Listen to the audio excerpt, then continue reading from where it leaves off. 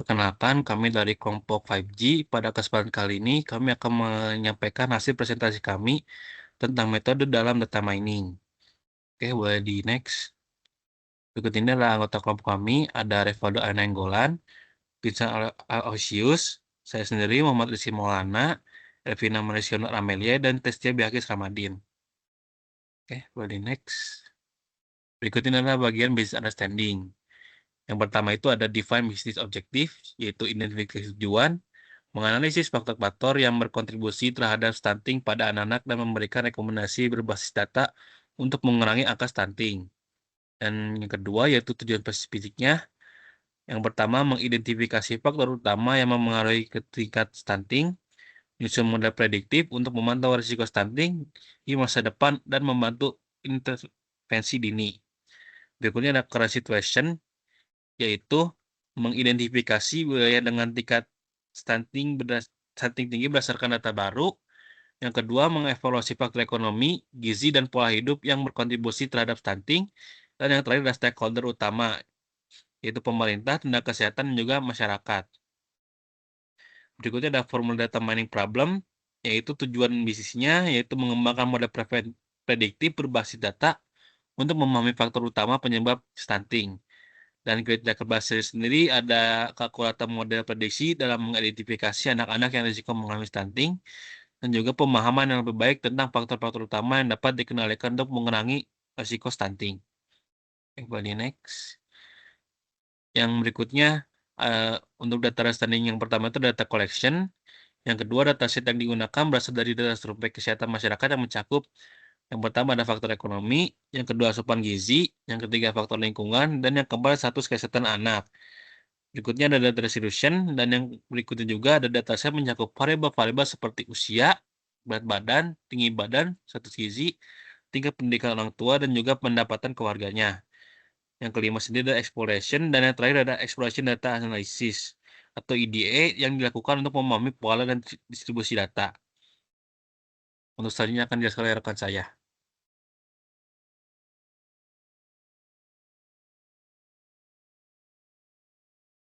Baik, yang selanjutnya adalah data understanding. Distribution analysis menggunakan histogram untuk melihat distribusi tinggi badan anak-anak. Di sini ada isi dari data understanding-nya, bagian penggunaan analisis distribusi data tinggi badan anak-anak. Di sini kita bisa melihat ada distribusi tinggi badan anak-anak dari frekuensi 200, 2000, 4000, 6000, 8000, dan tinggi badan 40, 50, 60, 70, 80, 90, dan 100. Yang selanjutnya, di sini saya akan menjelaskan distribusi dari tinggi badan anak.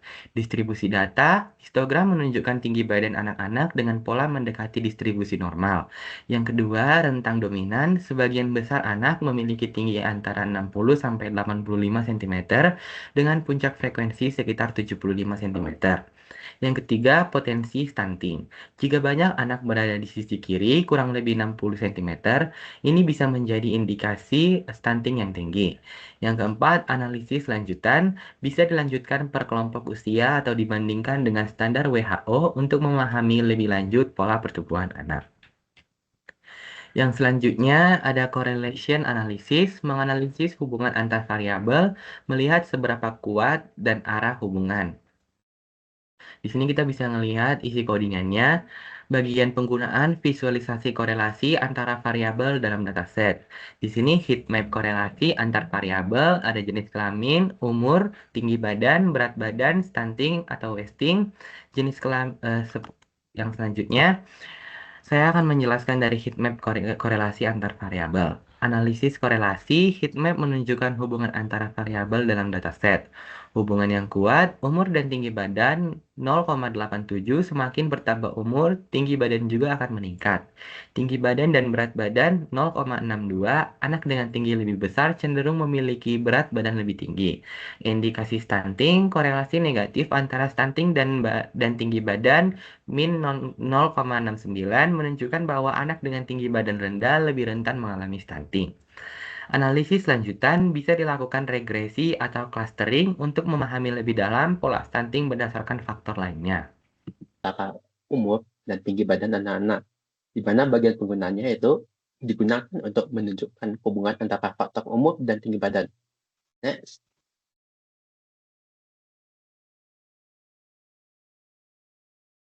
Nah, yang pertama itu hubungan umur dan tinggi badan. Scatter plot menunjukkan bahwa semakin bertambah umur anak, tinggi badannya juga akan meningkat. Untuk pola pertumbuhan, titik-titik data membentuk tren naik yang menandakan adanya hubungan positif antara umur dan tinggi badan.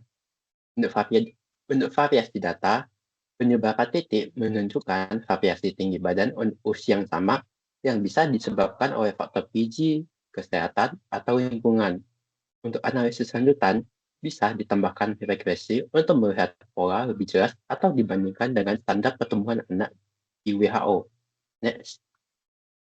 Masuk ke tahap data preparation, kita mulai dengan proses data cleaning. Tahap ini penting untuk memastikan kualitas data yang kita olah benar-benar bersih dan dapat dipercaya. Yang pertama, kita melakukan penghapusan data duplikat yang bisa mengganggu proses analisis. Selanjutnya, untuk missing values atau nilai kosong, kita menggunakan metode pengisian dengan median. Karena metode ini cukup stabil dan tidak terpengaruh outlier. Next. Setelah data dibersihkan, langkah selanjutnya adalah data integration. Di tahap ini, jika data berasal dari beberapa sumber yang berbeda, maka kita perlu menggabungkannya menjadi satu kesatuan dataset yang utuh. Proses penggabungan ini bertujuan untuk mendapatkan informasi yang lebih lengkap dari berbagai perspektif. Next.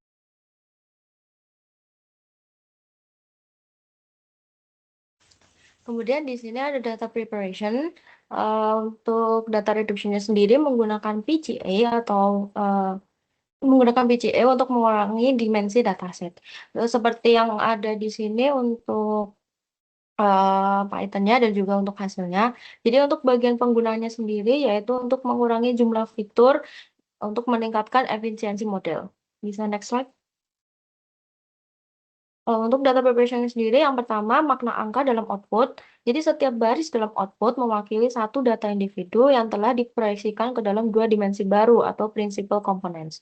Untuk angka pertama sendiri dalam setiap baris adalah nilai dari principal component 1 atau PCI 1. Untuk angka kedua sendiri dalam setiap baris adalah nilai dari principal component 2 atau PC 2. Angka-angka ini muncul karena PCA mengubah data dari dimensi tinggi ke dua dimensi yang paling banyak menjelaskan variasi dalam dataset. Yang kedua, kenapa angka bisa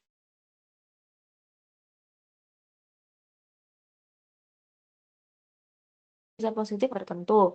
Dan untuk angka negatif, berarti data memiliki hubungan berlawanan terhadap komponen utama tersebut.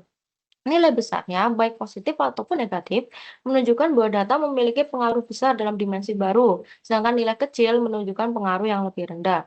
Yang nomor 3, interpretasi secara umum. Data yang awalnya memiliki banyak variabel, kini dipresentasikan hanya dalam dua nilai, yang tetap mempertahankan pola informasi utama. Nilai-nilai ini digunakan untuk analisis lebih lanjut seperti clustering, visualisasi, atau machine learning dengan kompleksitas yang lebih rendah. Next slide.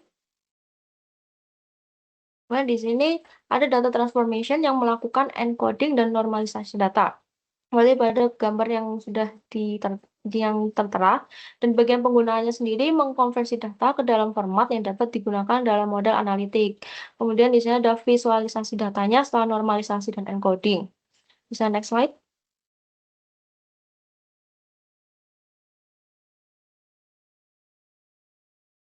Di sini untuk penjelasannya, data awal sendiri yang memiliki skala berbeda, misalnya umur dalam bulan atau tinggi badan dalam sentimeter, kini telah diseragamkan dalam rentang 0 sampai 1 agar bisa dibandingkan dengan lebih mudah dalam analisis model. Encoding pada status gizi memungkinkan kategori lebih jelas dalam model analitik atau machine learning.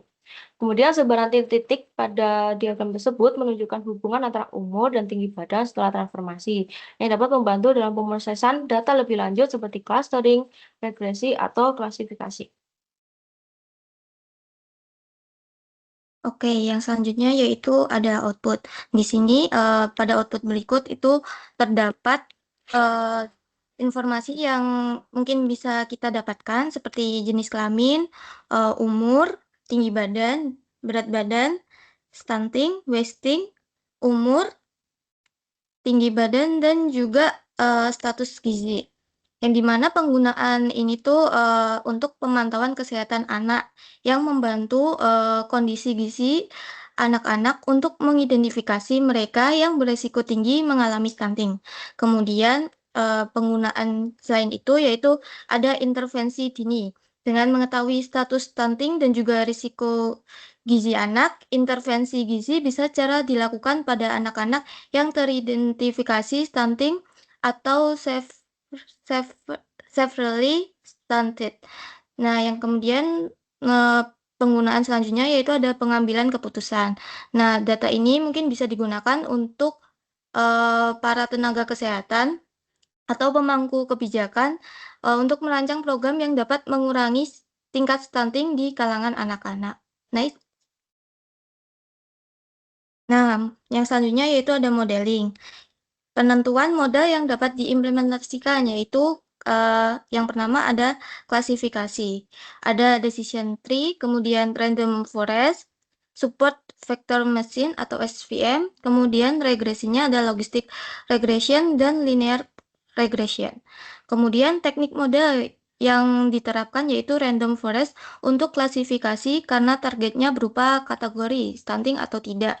Kemudian yang ketiga itu alasan pemilihan model yang random forest dipilih karena dapat menangani dataset dengan banyak fitur dan juga memiliki performa lebih baik dibandingkan decision tree tunggal.